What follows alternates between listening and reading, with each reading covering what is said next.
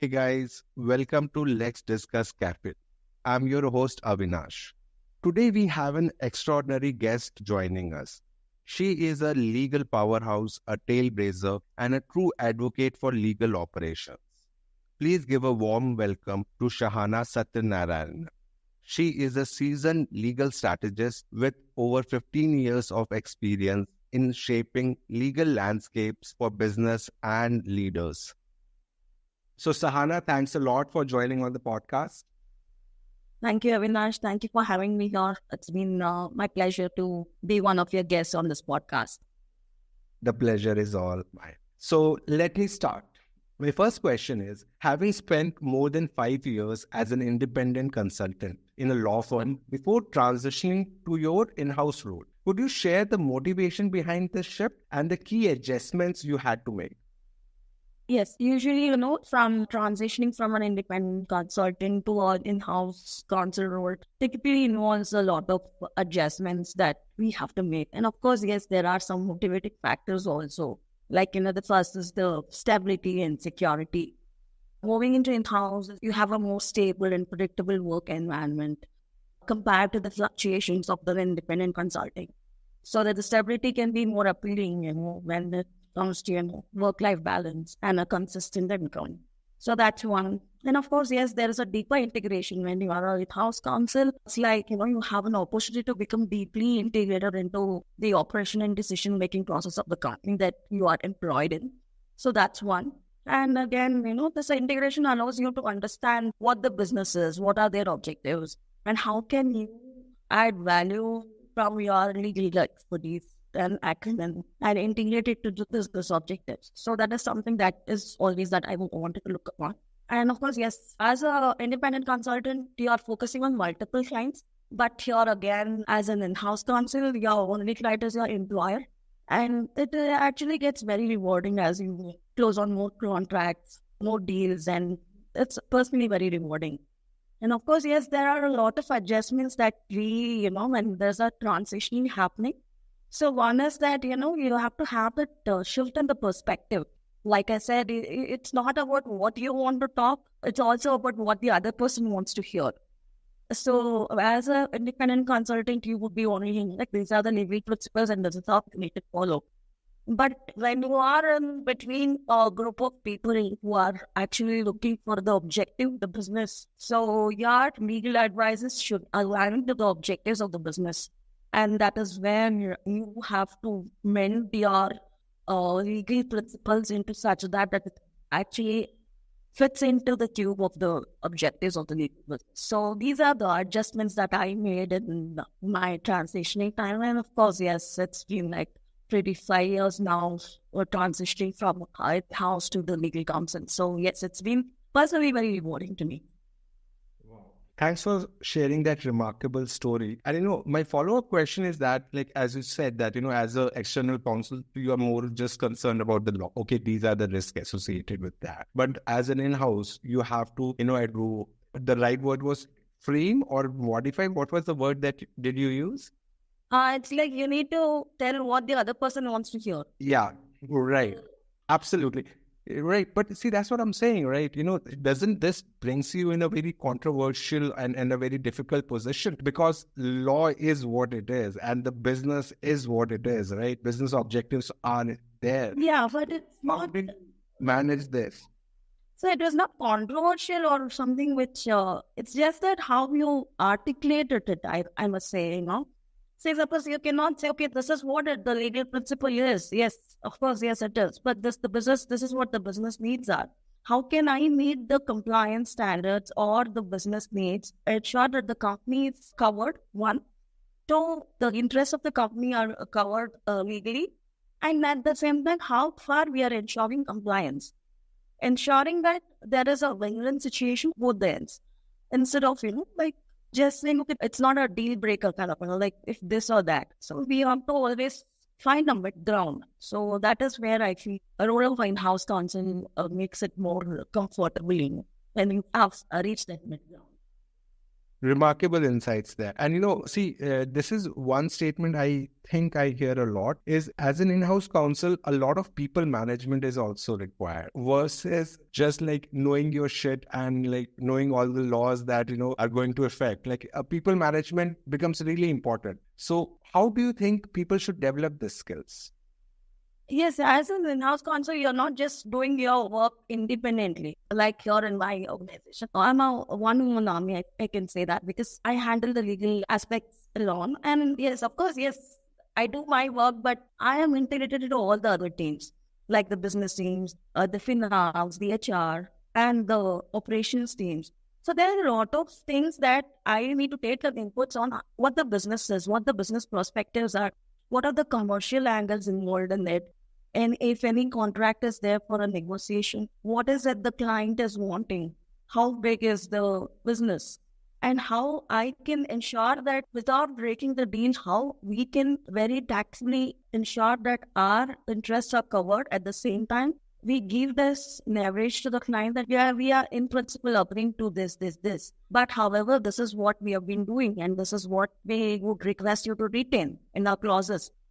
So these things will help, to ensure we are on the right path of the negotiation and the contracts. At the same time, of course, yes, the business is happy that I at the end and the legal is not making any problems.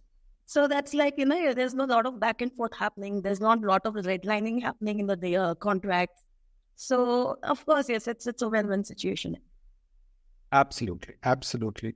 A very good friend of mine once told me, in contracting and in negotiation, you should know the rules, but you should also know when to break the rules, right? And I think that's really the key to find a win-win situation. Okay, let me ask an interesting question. Because I saw like in your profile, you were an independent counsel and then you moved to in-house.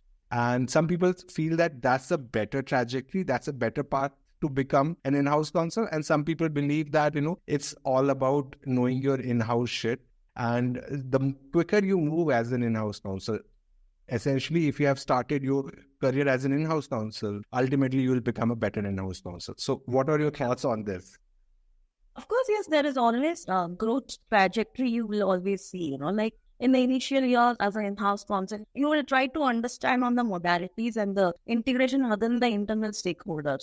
And then when you are interacting with your clients and their legal teams, so your understanding towards the law and the business, one, it is that your acumen as a legal professional will increase threefolds. That's what I felt. And communication is the key in the entire aspect. And of course, yes, you will be an in-house counsel, then you will become a group counsel, then you are going to be a general counsel. So this is the career growth that as an in-house counsel get to see. Just for one company or an independent consultant, of course, yes, we'll have multiple clients. We would have reached the same heights, but it's a different ballgame altogether into a corporate. I think both are equally rewarding, but for me, it was very diplomatic answer. Very diplomatic. I will not accept this answer. You have to give me a final answer. Which is the better path? Your path or the other people's path? For me, my path was very good. I mean, I have focused that, okay, this is what I want to become. In the next 5 years, do I want to be still an in-house counsel? Yes, maybe. And I also want to be on the board of advisory as an independent director. So this is what I have had my path. Now, what is it for me in the next 5 years? What is it for me in the next 10 years? So I have that goal. But yeah, maybe when I feel that, okay, I'm tired, let me not get into the corporate this thing. Let me just sit and relax and have my consulting done.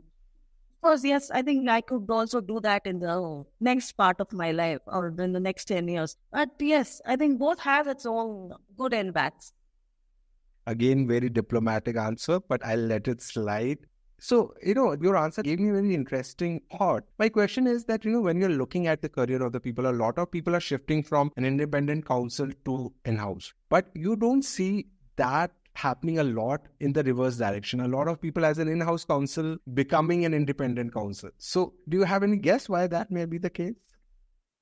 Because, see, there's one sense of security and if there's a stable job, like you are covered in that position wherein you are getting elevated day by day and your responsibilities are getting more and more. Be it in one company, you may be in one company today, after 4 years, you feel that, okay, I've learned enough about this particular industry. I want to venture out. There's suppose, for example, I'm now in a commercial real estate industry. Say now in the 6 to 8 years, I feel like I should work in the technology industry.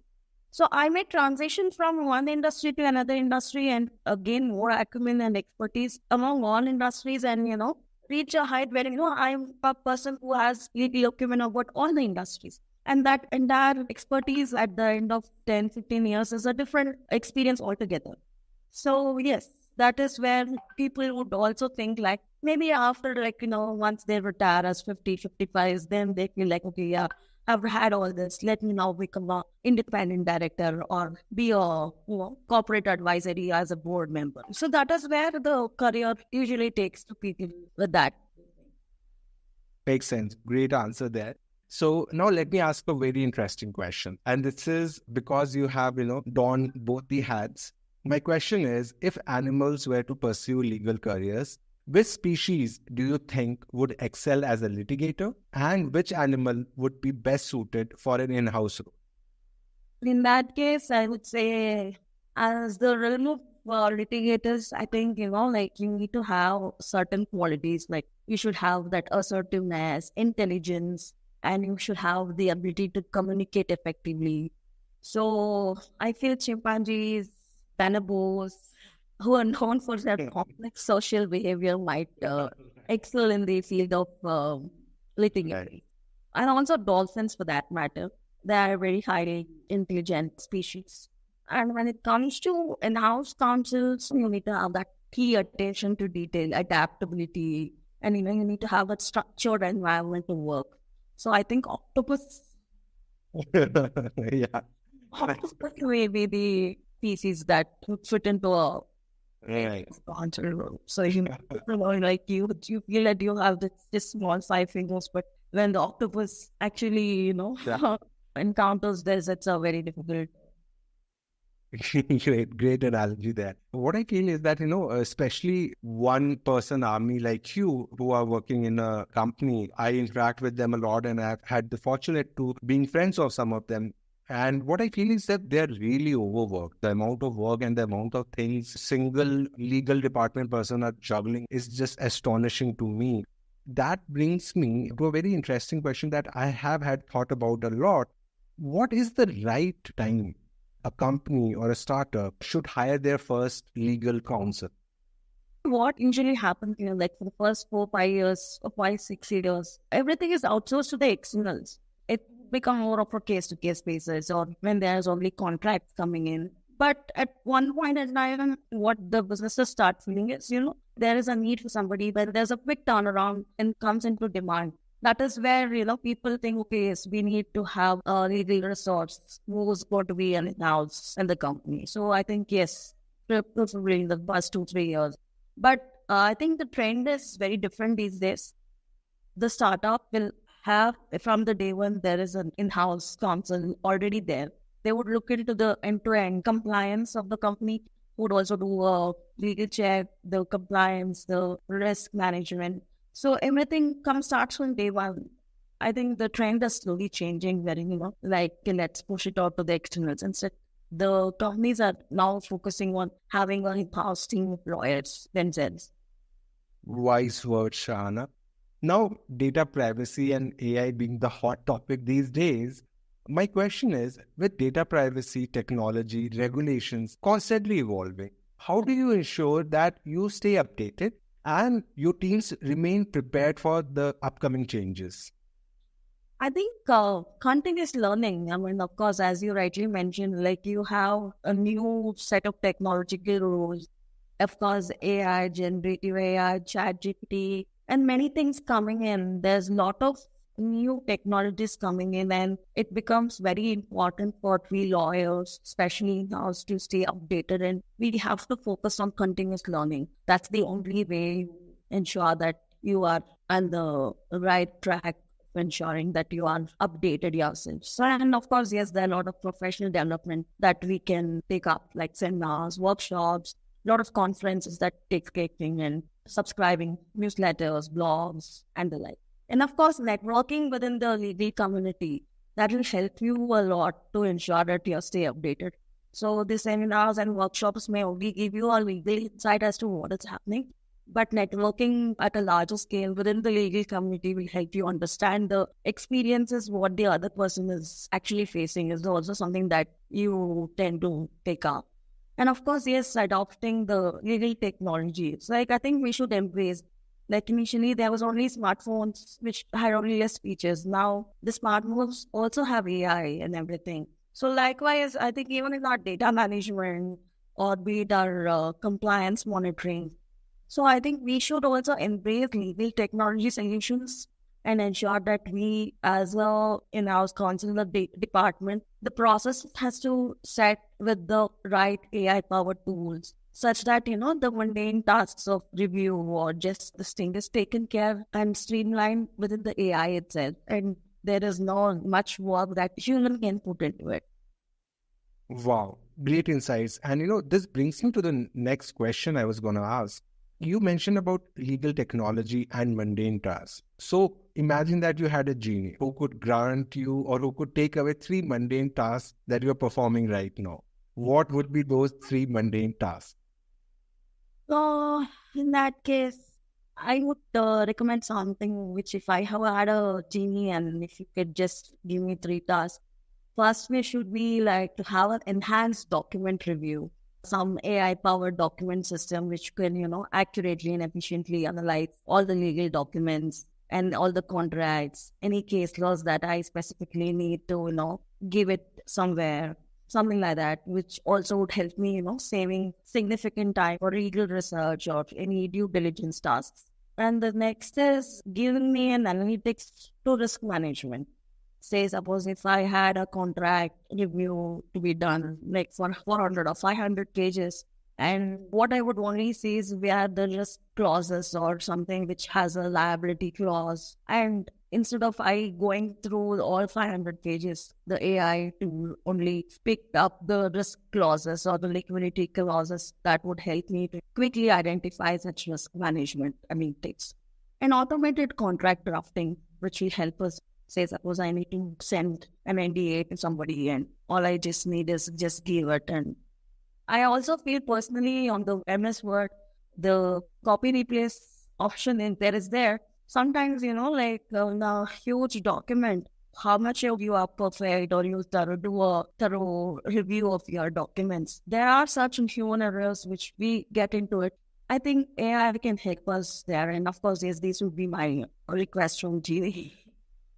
Thanks for providing such great examples. But I had this curiosity and I wanted to understand it a little further. When companies, in the growth hierarchy as your company is, what are the typical documents a company has to face? What are the top 3 documents? NDAs, customer contracts, vendor contracts. These are the top 3 I can know. Right. Amazing. This is what I wanted to understand. Because this is something I'm also trying to understand in my personal and professional life. What constitutes a good review? Like, how do lawyers evaluate whether the review done by another human or AI for that matter, is it good or average or really bad? Of course, for me, I have set a SOP, like this is what is allowed, this is not allowed. Of course, yes, as a mandate from the company and the business or the management aspect, this is what is the risk appetite. Like in a contract or in a project that we can take up. And this is what is our limitations. So at any given point, be it in the reps and warranties or in the intellectual property or in any of your indemnities or their liability clauses or even your insurance clauses and in your termination clauses, we need to ensure that we are not going to cross that line. So these are the things which we have to very thoroughly review it. And of course, yes, if it is not as per our acceptance or if it is something that we cannot accept, we usually push it back. Then there's a negotiation and again back and forth negotiations. And somewhere, of course, yes, when we try to make the client understand or the vendor understand what is the intention behind these modalities and the clauses that we have put up. And of course, yes, there are sometimes that we get into convincing more and the client or the vendor get usually convinced. And yes, it's going to be a good to go contract. But again, certain things may not happen all the time the same way. And we have to somewhere at that time amend our views on that particular point and see where we can reach the mid ground and what is the risk appetite the company has or that particular project requires. So on these objectives from the business becomes very crucial at the end of the contract negotiation. That's thought-provoking perspective. Because we have been informed from quite credible sources that you are a fascinating legal strategist. So my question is, how do you perceive the potential of AI in legal compliance and risk management? How do you think AI tools can, increase efficiency and business growth within the legal department? I think it has an immense potential, Avinash, like especially, into legal compliance and risk management, if I have to say. So tools can, analyze vast amount of legal data quickly and accurately. So it can identify patterns or risk and compliance issues that may be missed by humans. So these kind of things can help us. I think predictive analytics, that is what I see, AI-powered predictive analytics, which help us, forecast potential legal risks. Dashboard wherein you can say, okay, this contract or these are the risks, these are the things that needs to be taken care of, or these are the challenges that is there. So I think these kind of analytics from the AI tools will help ensure that we are alerts us and it can help reducing legal risks and exposures and potential liabilities. Also, we can streamline the processes. It can free up our high volume tasks, like you said, as in you're mostly overwork. With AI, we can ensure that higher value tasks are taken up only when all the mundane tasks can be taken over by AI, and only complex legal matters or only which would actually matters to contribute to the business growth can be taken care by us humans. So that way, I think AI can definitely help to ensure that the legal departments are processed well, and that enables true business growth in total. Wow. Very interesting points there. And you spoke about the concept of predictive analytics. And one of the best use case for this is helping in-house counsels build a better litigation strategy. So what are your thoughts on leveraging AI-powered analytics to better inform in-house departments' decision whether to actually go and prosecute the case or whether explore other avenues? Well, of course, yes, in the in-house roles wherein there are prosecutions which would cover if we have to sue a company or any of our vendors. Even before we take the prosecution route, I think we will have our other ways to ensure that we don't end up in a litigation in the first place. So we have a mediation or we also get into an arbitration and ensure that there is a mutual understanding or, place where you can settle off your matters before it goes to the court. That is what I think in-house counsel should actually aim at, not waste time on litigation in the long run. But eventually, whatever has to go to a litigation will definitely go. But however, I think as a primary focus of an in-house counsel should be always to ensure that there are as less as litigations to pop up in the company. Well, it saves a lot of time, saves definitely a lot of money. Yeah, absolutely. Great point there. This brings to a very interesting topic.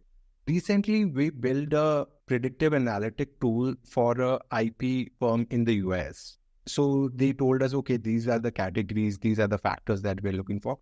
And right now, after 6 to 7 months, we have been 90 to 80% accurate in terms of our predictive analytics. But that brought me a very interesting observation that how do we build a tool like this for Indian legal departments? Because if you look at, especially for the IP litigation, it's all about the interim relief, right? If you get interim relief, you are set. If you don't, then there's very few judgments on final merit of the case, should I say. This is the point number one. And the second point I wanted to bring, for Western companies, litigations are hugely expensive. When we compare it to the Indian litigation, obviously it's expensive, but it's not as expensive as our Western counterparts have to incur. So how do you balance these two factors? Understanding that, you have very few precedents, because if there is some particular area that you are, deciding, a lot of time there's not a huge number of cases to, give you exact data. And the second thing is the litigation itself is not really that expensive. So how do Indian legal departments decide in general whether to go for a litigation or, go for a settlement or some other avenue? See, again, I think you'll have to assess what the situation of the case is. So only you feel that, okay, even if I vote on the litigation mode, will this stand for me? So I think that is the primary decision that the company has to make. And two is, are you ready to invest the time and money that it requires? For again, of course, as you said, litigation is expensive. So are the litigators. Because yes, I may be an in-house counsel. And of course, if there is a litigation, I'll have to again hire an external counsel board. So again, the cost is almost double. So there is a cost added to it. And it is not just one day's job. So typically it takes 2 to 3 years of your time. So do you want to invest that time and money? So I think this is the first question a company will definitely first see before taking a call to go into litigation. Of course, yes, if it takes a turn of, a criminal activity or anything as such, of course, yes, the route becomes, as usual as, yes, of course, we would have to follow the same rule. But however, otherwise, in case if there is an IP litigation or if there is a service breach or breach from another company. So I think these could be dealt even without taking into a litigation mode, and ensure that all this is covered in your contracts really well. So in case if there's a breach and if your vendors are not in the position to cover that breach, how are they ensured? Do they have a professional indemnities in place so that even in such breaches, if your vendor is ready to indemnify you for such breaches, are they covered with such insurance? So I think it again comes to the bottom line of, how efficient your contract drafting is and what are the key factors you have included in it, and such that, it gets resolved there itself, then it goes to the court. Wow, very thought-provoking answer. That kind of brings me to a funny questions, because we all have seen those Western sitcoms where, a guy will say, I will sue you. And we have had that impression that in Western countries, there's a lot of frivolous suits being filed. After being an in-house counsel for such a long time, what are your thoughts on companies being subjected to frivolous suits in India? I think it's just waste of their time. I mean, even if for something which is very simple or a minute task which could be negotiated sitting across a table could help you, I don't think you would be investing your time. I mean, of course, yes, I have been a lawyer, an independent consultant. I have had cases fight myself. But in a scenario wherein everything is just moving, we don't even watch or read for 2 minutes a day these days. Time is money. When the scenario is time is money, and with all the respect for the people who are litigators, I feel that litigation should always be your last resort and not the first one. Like I said, you need to decide whether it is really something that you want to invest on. It's just like your investment portfolio. Do you want to invest on gold or the money or real estate? Likewise, do you really want to invest on a litigation as a company? That definitely matters. Wise words there, Shahana. As we all know, every company is adopting AI technologies left, right, and center. Yes. So my question is, as an in-house counsel, how would you ensure the responsible and unbiased implementation of AI technologies within the legal department and outside the legal department? I think ethical framework, like you need to have that establish a clear guidelines and principles to use the AI technologies within the department. So this framework should emphasize fair values like fairness, transparency, accountability, and non-discrimination. So these are I think you need to first establish a framework to use AI in a specific way and to ensure that the ethical standards are upheld. And also you need to have strategies to mitigate bias. So I think that's something very important. You need to have measures to identify and mitigate bias in the algorithms and data set that's used in any legal applications. So this may include, like conducting a bias audit, diversifying the data training, even using algorithmic fairness techniques so that the AI system produce equitable outcomes for all the stakeholders. And of course, yes, there should be a transparency and explainability to what the AI is and how is it coming up yes, with and, answers? yeah, and how is it helping your decision-making process? How are the data points are integrated and how is the analytics that is getting produced. So again, reliability and, we need to have that validity and that potential that the AI should feature. Human oversight and review, of course, yes, we are at the end of the day humans and we do tend to make mistakes. So that is taken care of. This is what worries me. How a legal person is supposed to understand all these concepts and whether the data is biased or not. Like how a legal person would actually go there and understand that. Yeah.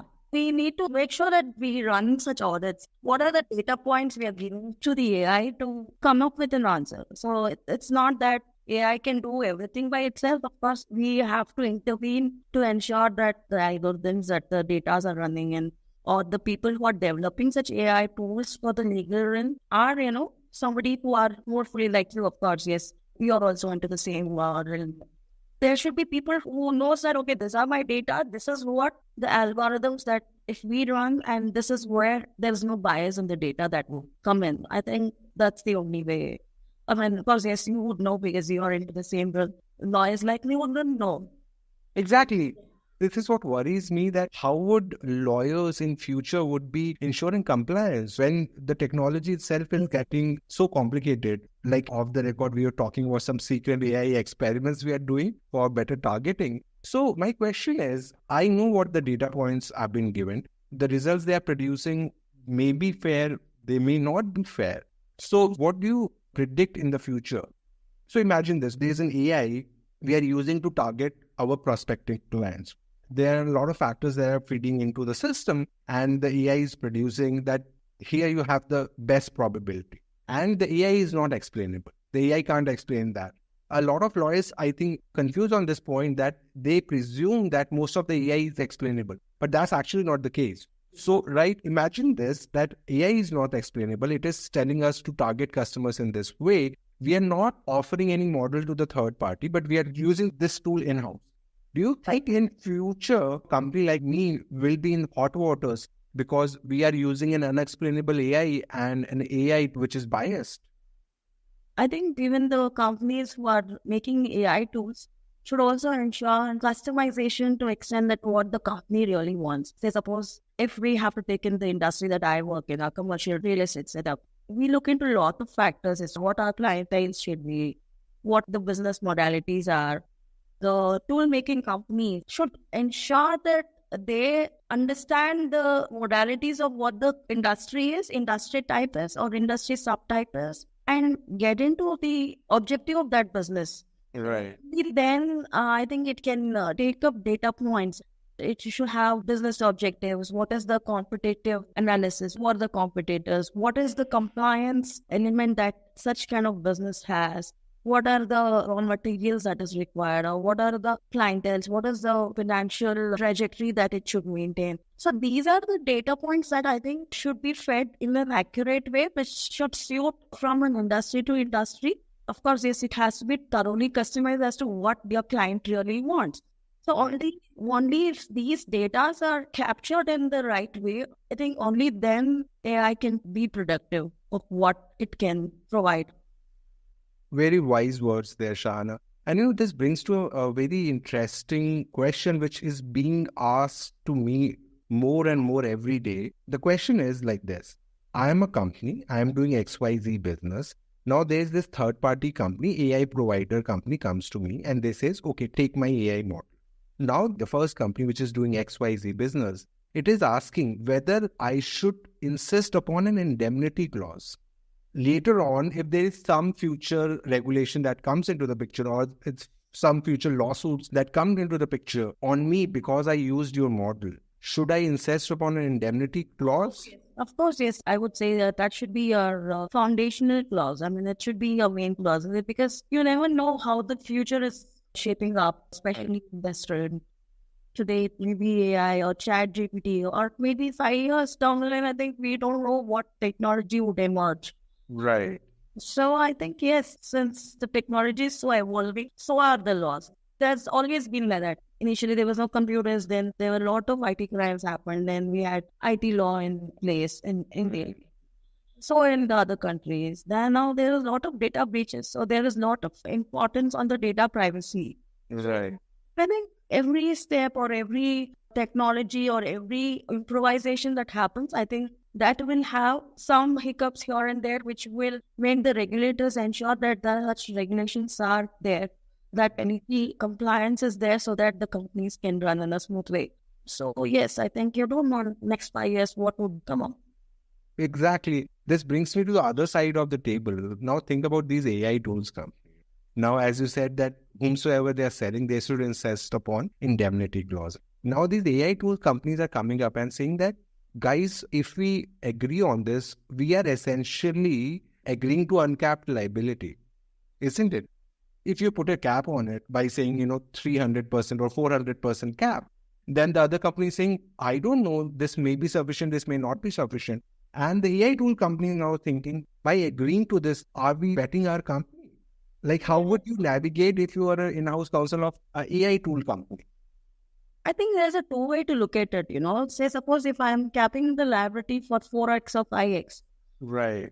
Say, suppose it's a 1 crore contract or a 10 crore contract of building the AI tool. 10x is what? 5x is what? 50 crores. In the 5 years down the line, what if the liability that the company would occur may not even be 5 crores? Why would I be giving you the 5x of the cap? So if there's an unlimited cap, of course, yes, that would get into a litigation mode. It would get into a discussion as to we will be only liable to what is the loss that is incurred. So that is also one way to look at it. And then the other way to look at it is that it's always better to cap your liability to the contract value. That is what I usually see. Whatever be the industry, like even if I'm a lawyer in an AI tool company, I would definitely cap my liabilities to whatever is the contract value. And of course, yes, everything has its own validity. I mean, we would have a run-up contract, maybe we would only do it for 2 years or 3 years.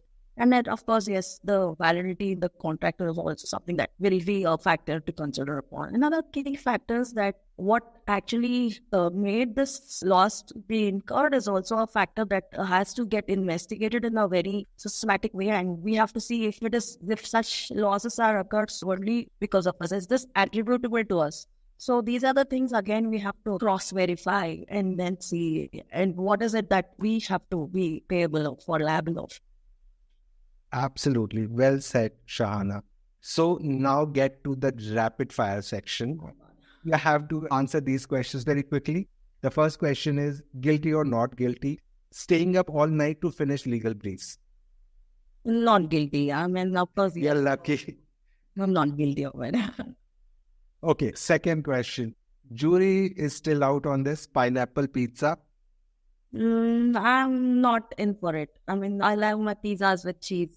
But of course, yes, maybe people who like both salt and savory or the cheesy part. All lawyers are so diplomatic.